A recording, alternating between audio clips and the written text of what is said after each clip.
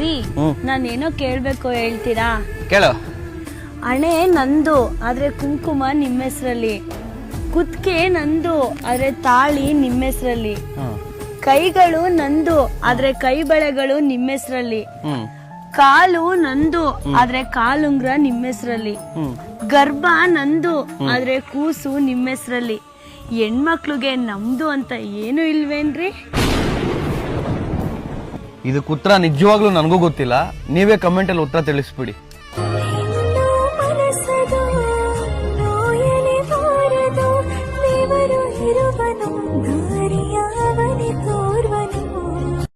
ಒಬ್ಳು ಹೆಣ್ಮಗಳು ಗಂಡಂತಾಗ ಹೇಳ್ತಿದ್ಲು, ರೀ ಹಣೆ ನಮ್ದು, ಹಣೆಬಟ್ಟು ನಿಮ್ಮ ಹೆಸರನಾಗೆ, ಕತ್ ನಂದು, ತಾಳಿ ನಿಮ್ಮ ಹೆಸರನಾಗೆ, ಕೈ ನಮ್ದು, ಕೈ ಬಳೆ ನಿಮ್ಮ ಹೆಸರನಾಗೆ, ಕಾಲ್ ನಂದು, ಕಾಲುಂಗ್ರ ನಿಮ್ಮ ಹೆಸರನಾಗೆ, ನಮ್ಮ ಹೆಸರು ಏನು ಇಲ್ವಲ್ರಿ ಅಂತ ಕೇಳಿ. ಸಣ್ಣ ಸಣ್ಣದೆಲ್ಲ ನಮ್ಮ ಹೆಸರನಾಗೈತಿ, ದೊಡ್ಡದೆಲ್ಲ ನಿಮ್ಮ ಹೆಸರನಾಗೈತಿ.